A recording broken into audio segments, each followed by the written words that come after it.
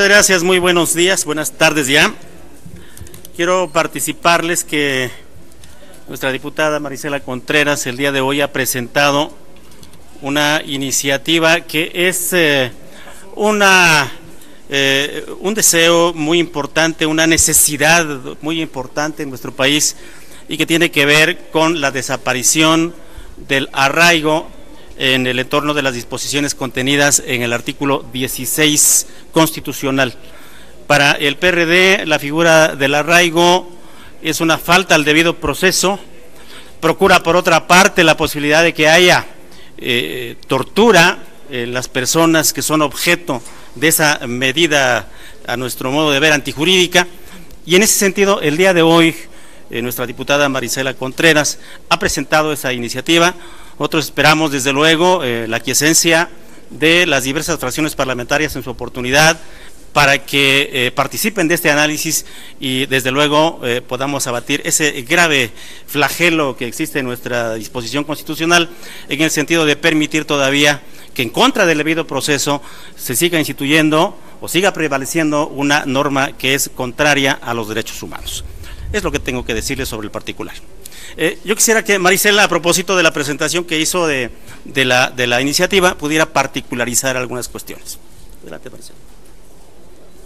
Bueno, en realidad el resumen de la iniciativa tiene que ver con derogar la figura del arraigo en la Constitución política.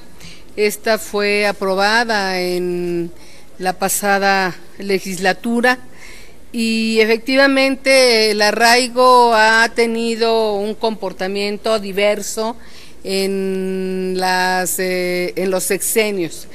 En el sexenio de Felipe Calderón el arraigo llegó a 9,000 personas aproximadamente y era un tema discriminado, o sea, sumamente sin discriminación, y los resultados legales o jurídicos del arraigo no se ven en términos positivos de los procesos jurídicos. En el caso del gobierno de Enrique Peña Nieto hay 1,073 presuntos criminales que han sido arraigados y nosotros decimos que esto atenta contra el derecho de la presunción de inocencia, pero también, como lo dijo mi coordinador, con el debido proceso.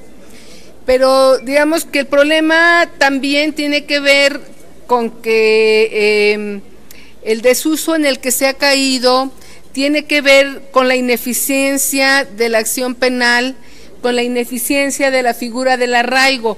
Y podríamos mencionar dos casos que han sido importantes y muy sonados, donde no se tuvo elementos suficientes. Y podemos hablar del caso en que la PGR nunca pudo fincar responsabilidad al gobernador Granier. O podemos mencionar también al expresidente municipal de Iguala, que a pesar de haber sido arraigados, esto no dio ningún resultado. Es decir, hay muchos supuestos sobre los cuales nosotros podríamos estar hablando para decir por qué es importante que se derogue la figura del arraigo y que pues fundamentalmente se ha estado utilizando en el tema de la lucha contra el narcotráfico, pero también a decir que se utiliza con el tema de la delincuencia organizada. Entonces, delincuencia organizada son más de 2 personas y en esos supuestos pues caben muchos elementos, muchas cosas. Para nosotros es importante que se respete los derechos humanos que son violados en este caso del arraigo, porque hay arraigados que nunca saben cuál es el motivo del que se les acusa, de qué se les acusa, no lo saben y termina el arraigo y como si no hubiera pasado nada. Y en muchos casos, aunque se supone que hay tiempos y demás, y hay iniciativas, o incluso hay un dictamen por allí que pedimos que se deseche, donde se plantea que tiene que limitarse en el tiempo el arraigo. Entonces, finalmente, para nosotros es muy importante. Este es un tema que nuestra fracción parlamentaria ha platicado mucho y que junto con el coordinador Martínez Neri pues estamos presentando, y decir pues que yo he escuchado a otros legisladores de otros partidos con quienes coincidimos, y diría de manera particular quien se ha pronunciado públicamente es el diputado Camacho Quirós, en el sentido de la desaparición de la figura del arraigo. Pues eso es lo que presentamos en tribuna, son los elementos más importantes, y pues solamente es esta modificación constitucional. Muchas gracias. ¿Algún compañero de los medios de comunicación que quiera hacer alguna pregunta? No tenemos preguntas por el momento. Muchísimas gracias, diputados y senador. Bueno, teníamos la intención, compañeras, compañeros, bueno, hacerles el comentario también de la otra iniciativa que presentamos, que tiene que ver con la reforma a la ley del seguro,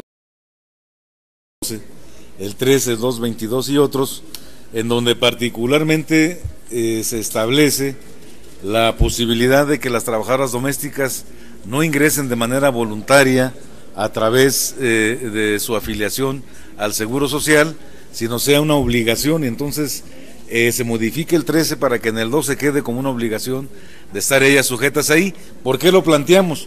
Para que puedan tener acceso al régimen de las prestaciones sociales y sobre todo al financiamiento para vivienda y el acceso a las guarderías, ya que las mujeres que hacen el trabajo doméstico pues también tienen que abandonar a sus hijos durante buena parte del día.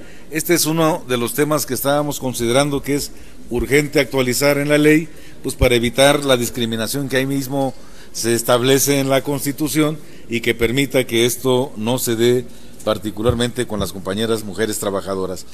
Y está eso planteado, estaba también la crítica y la condena que queremos hacerle a la PGR sobre la debilidad de las argumentaciones de carácter legal que han hecho en contra del exgobernador de Veracruz. Ustedes saben que hay cerca de 11 gobernadores, exgobernadores que están siendo procesados, investigados, y que este y otros que estando en funciones se permitió su deliberada huida, puedan ahora ser sujetos de una persecución y aplicación de la ley de manera correcta. Tenemos que hacerle un llamado enérgico a la PGR para que establezca puntualmente las averiguaciones o los señalamientos de persecución de delitos al exgobernador de Veracruz, y no vaya a ser ahora que tengamos a otro delincuente que, alegando incluso hasta demencia, porque ya no sé si lo han visto como parece un psicópata, pudiera evadir la acción de la justicia. Y dentro de eso también, pues que vayan poniendo sus armas a remojar en el tema de Nayarit. El gobernador en turno ha sido señalado y cuestionado de un enriquecimiento inexplicable, y que no resulte después de que se incorporan y se integran las averiguaciones, pues también huya de la justicia y tengamos que esperar otros procedimientos de extradición en este sentido. Por eso queríamos particularmente establecer este tipo de señalamientos. Gracias, compañeros. A ver, en el caso de la iniciativa que estamos presentando para que las trabajadoras, fundamentalmente trabajadoras, aunque haya algunos trabajadores domésticos, sean incorporados al Seguro Social. Para nosotros es muy importante que el Estado mexicano asuma su responsabilidad con más de 2 millones de personas que trabajan en el servicio doméstico. La mayoría, como ya dijo el diputado, son mujeres, pero es fundamental que el Estado mexicano remita al Senado de la República el convenio 189 de la OIT sobre trabajadoras y trabajadores domésticos. Este es un esfuerzo y es una campaña que se ha venido desarrollando desde hace más de 10 años. Es fundamental este reconocimiento porque allí se contienen los planteamientos sobre el reconocimiento de este trabajo. Hay una omisión muy grave en ese sentido del gobierno mexicano, pues firmó dicho convenio en 2011 y a 6 años aún no lo manda a ratificación al Senado para que pueda entrar en vigor. En reiteradas ocasiones, tanto la Cámara de Diputados como el Senado y en esta comisión permanente se ha extendido un exhorto para que se envíe la ratificación y pues resulta que no pasa nada. Incluso el propio secretario de Gobernación hace 2 años se comprometió a enviarlo para que se ratificara ante organizaciones sociales y se ha venido incumpliendo con este compromiso que se hizo público.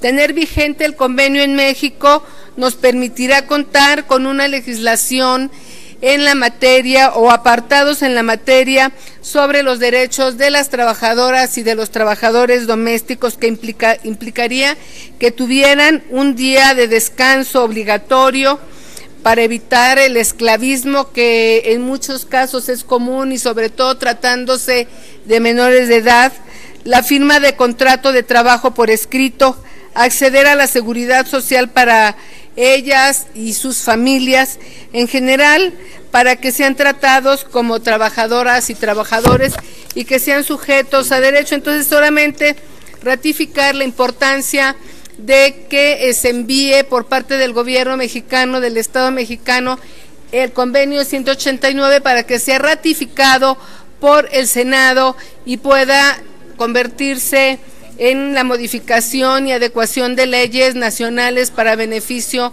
de la seguridad social de este sector laboral. Muchas gracias.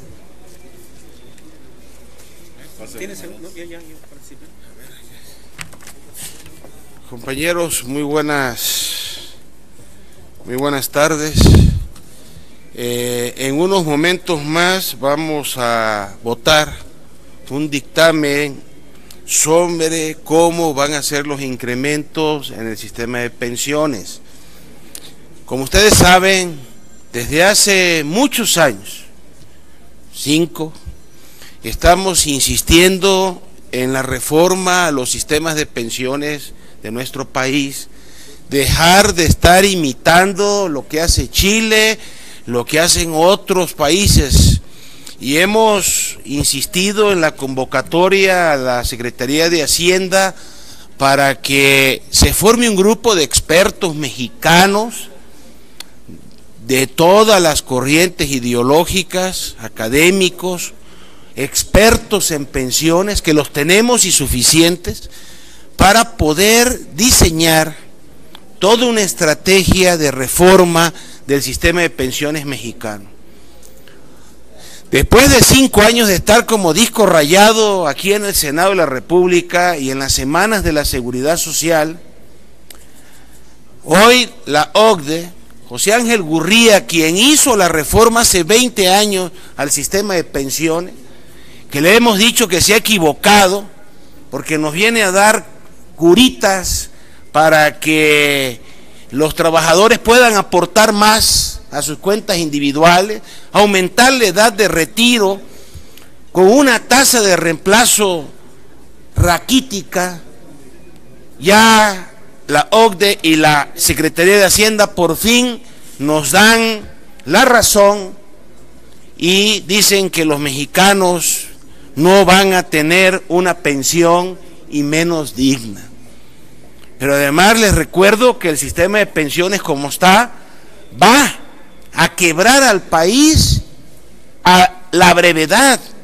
No sé si logremos llegar al 2018 sin un crack económico, pero para el 18 sin duda alguna lo vamos a tener.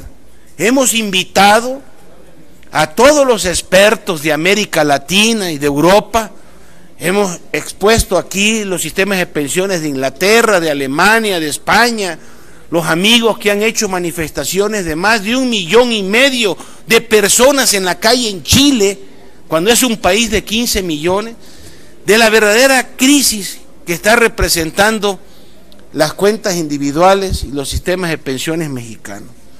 Ahí se los dejo, ojalá y nos ayuden a estar presionando que tenemos que salvar a México de esta crisis que se avecina, que la venimos anunciando, repito, hace 5 años. Hoy hay un dictamen de el partido Morena, de la Comisión Tercera, en donde entra la duda de cómo se van a incrementar las pensiones, y yo les quiero aquí decir de que se mantiene el incremento periódico de las pensiones y jubilaciones conforme al incremento del índice nacional de precios al consumidor.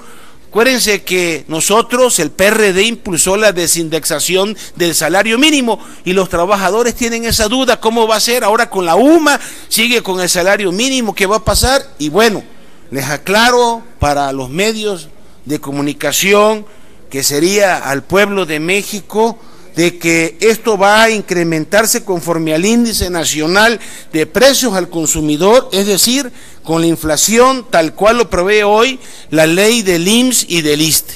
Eso es lo que quisiera yo puntualizar, porque los trabajadores mexicanos tienen mucha duda. Y quiero aprovechar que está el diputado Neri, coordinador de la fracción de los diputados federales del PRD en la Cámara de Diputados, y mi compañero Isidro, senador por Hidalgo, para que pasen aquí un grupo de representativo de los taxis a nivel nacional. Carlos Taple Alonso, presidente y representante de permisionarios del Aeropuerto Internacional de la Ciudad de México. Rafael Aguilar Romero, presidente de la Federación de Tabasco. Héctor Enrique Priego, secretario general de Taxis de Macuspana. María Guadalupe Espinosa Martínez, permisionaria del Aeropuerto de la Ciudad de México. Jorge Benítez, presidente de la Unión de Concesionarios del Pasaje de Hermosillo. Óscar Méndez, secretario general de Taxis de Convergencia 2000 Tabasco. Hugo Guerrero, permisionario del Aeropuerto de la Ciudad de México. Ignacio Rodríguez, vocero Movimiento Nacional de Taxistas. Ingeniero Ángel Morales, representante del presidente del Movimiento Nacional de Taxistas. José Luis Rodríguez, presidente de la Organización Taxistas de la Ciudad de México. Carlos Mario Jacobo, es un taxista.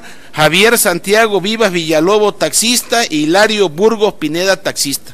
Aquí el tema son las injusticias que el pueblo de México está harto y cansado, y de lo que está pasando en la falta de regulación del transporte a nivel nacional, y lo que están sufriendo los compañeros del transporte por la falta de una regularización precisa, concisa. Y entonces, pues hay un sinnúmero importante de taxis piratas en el país que no tienen seguro para el pasaje, que no cuentan con identificaciones, aunado a lo que les ha pegado durísimo, que es el tema de Uber. Y yo les pido, si me hacen ustedes el favor, de darle la palabra a mi amigo Rafael Aguilar Romero para que les explique, y vamos a trabajar con la Secretaría de Comunicaciones y Transporte. Hoy ya tenemos una primera reunión por la tarde y vamos a hacer las reformas necesarias en el Congreso de la Unión para que haya certeza a los amigos del volante y regular el transporte público, que está hecho un despapacho. Ayer lo vieron nada más con el tema de los dobles remolques en la Comisión Tercera del Senado. Tenemos muchos años, desde que yo era diputado federal, que se está prohibiendo y prohibiendo y prohibiendo los segundos remolques. Siguen habiendo miles de muertos en nuestras carreteras, y hoy es en día que siguen circulando y no hay una acción determinante de la Secretaría de Comunicaciones y Transporte. Por favor, Héctor. Buenos días, compañeros medios de comunicación del país. Gracias, amigo senador, por esta invitación. Yo represento al estado de Tabasco, pero aquí para nosotros, todo el movimiento nacional, tenemos un vocero oficial, que es nuestro amigo Ignacio Rodríguez, que es el que va a expresar todos los sentimientos y toda la problemática que tenemos a nivel nacional. Gracias.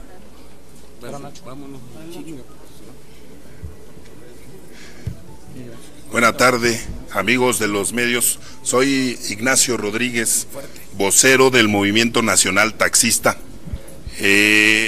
Agradecemos la oportunidad que se nos da de venir a expresar y a manifestar nuestra situación.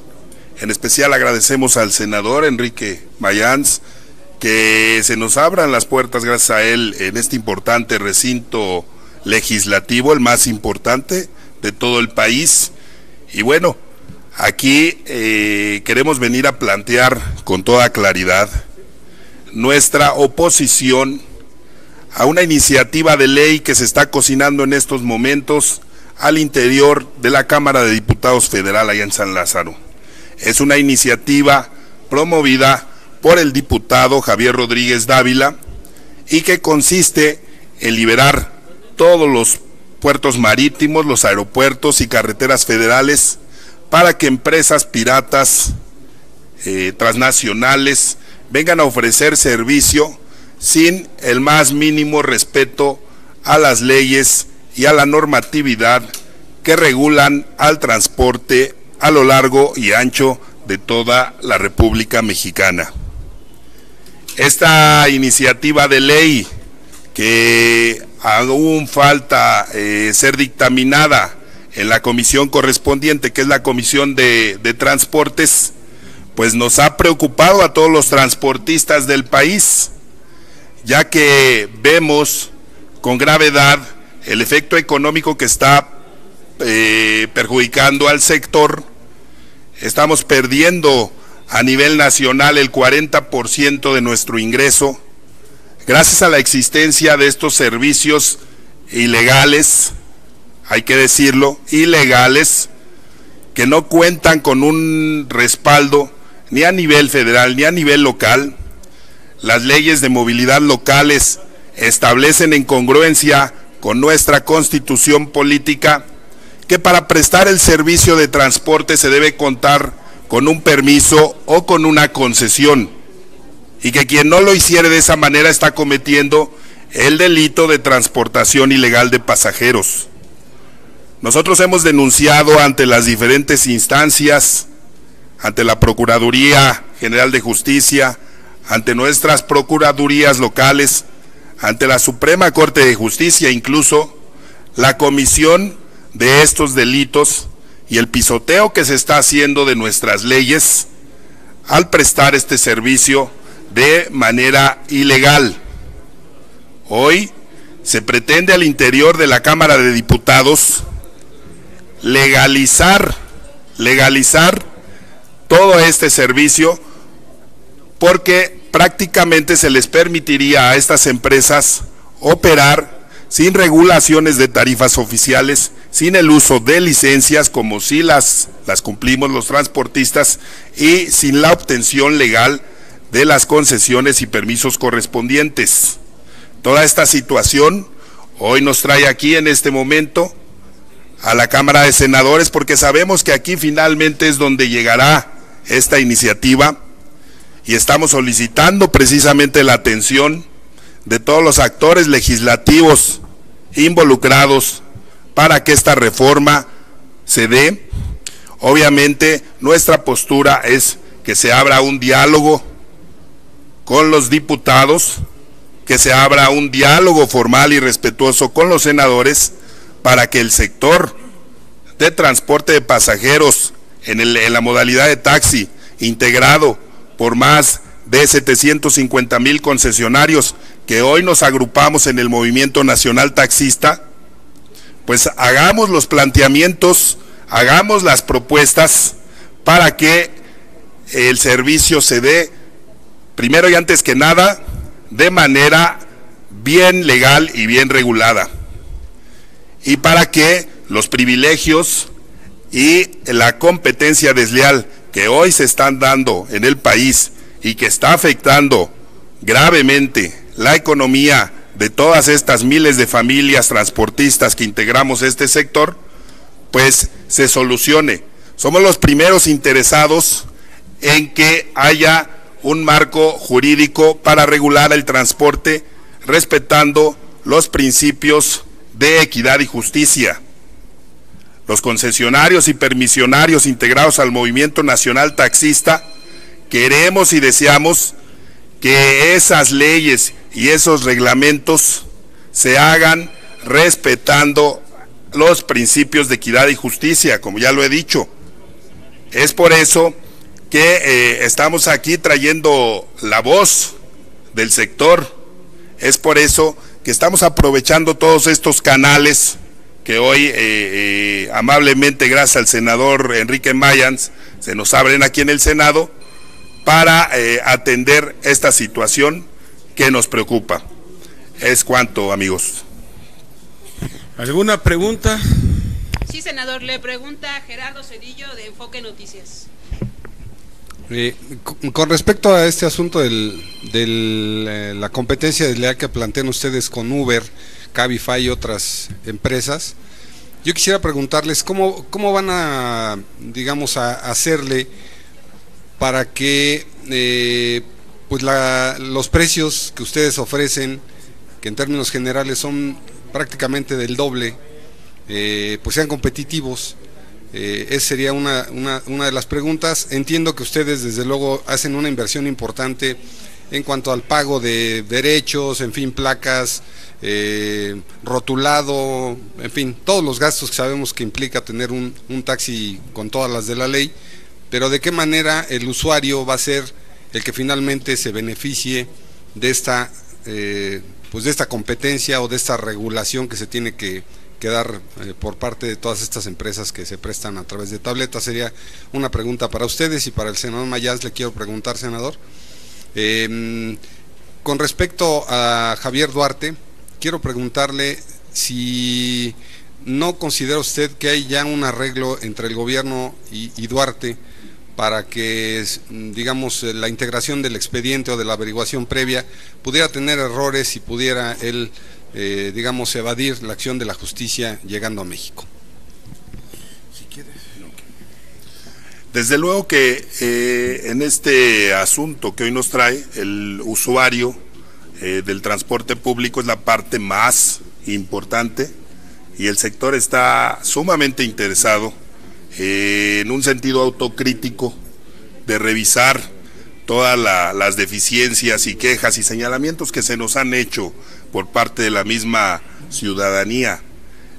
No estamos en contra, debo decir, del uso de la tecnología. Por ahí se escucha decir que somos arcaicos, somos tecnófobos. No es esa nuestra postura. Bienvenida la tecnología si con ello se contribuye a la mejora del servicio. Bienvenida la tecnología si con ello se incrementan los elementos de seguridad que al usuario le brinden pues mayor confianza en el servicio que nosotros ofrecemos. Lo que estamos invocando es simple y sencillamente un Estado de Derecho. No existen actualmente los mercados libres crean destrozos económicos. Queremos que se revise bien toda esa base jurídica que regula el transporte, porque esa es precisamente la que nos dará el piso parejo para que podamos competir en igualdad de condiciones y no se generen esas diferencias y privilegios que hoy lastiman.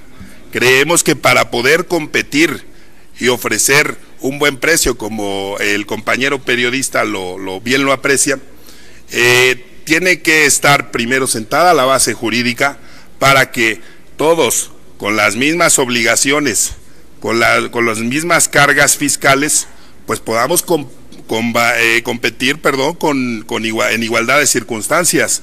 Hoy en día la carga que tenemos nosotros los concesionarios pues es mucha, y desde luego que esta carga fiscal incide en el costo del servicio. Las contraprestaciones que se pagan en aeropuertos, las tenencias, revistas, verificaciones por las que pasa el taxista, pues desde luego que inciden en la fijación del precio. Además hay que decir que la tarifa pues la designa la autoridad correspondiente. Entonces creemos que es básico y necesario que haya el piso parejo, y para que este piso parejo sea justo para todos, pues debe partir e iniciar desde la misma ley para regular al transporte. Muy bien, gracias. Mira, líder, yo estoy consciente de que la impunidad es algo que ha sido reglamentando en este país y que los mexicanos están hartos de la impunidad y de la corrupción. Tonto es aquel que piensa que el pueblo es tonto, así de claro. Y aunque este señor Duarte, con un lenguaje esquizofrénico, quiera acabar en un psiquiátrico, pues no nos estamos chupando el dedo, ¿sí?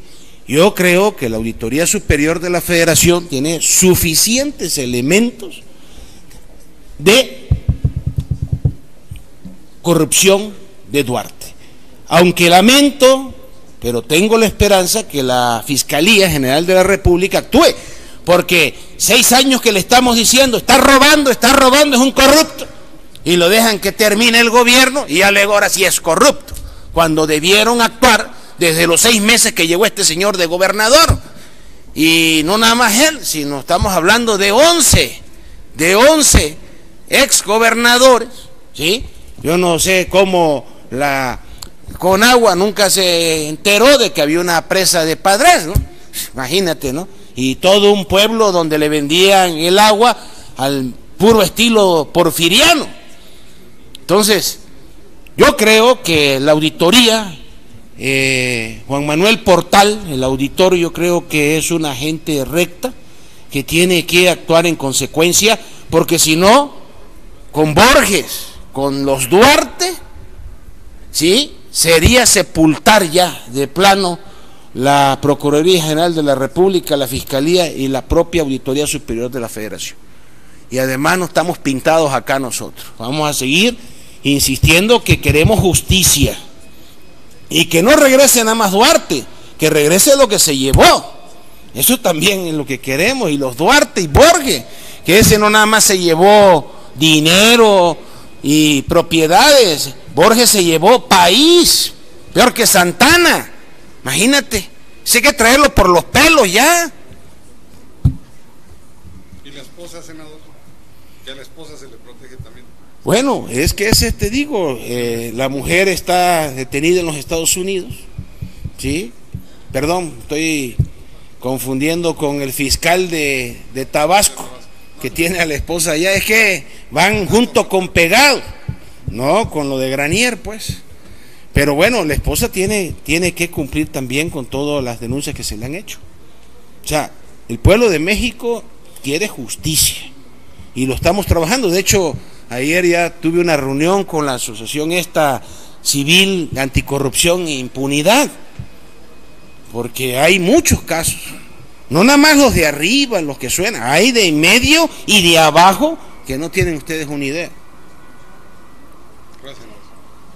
Muy bien. Sería todo, senador. Les agradecemos mucho su atención, muchísimas gracias. Gracias a ustedes por la información. Señor senador, gracias por este espacio.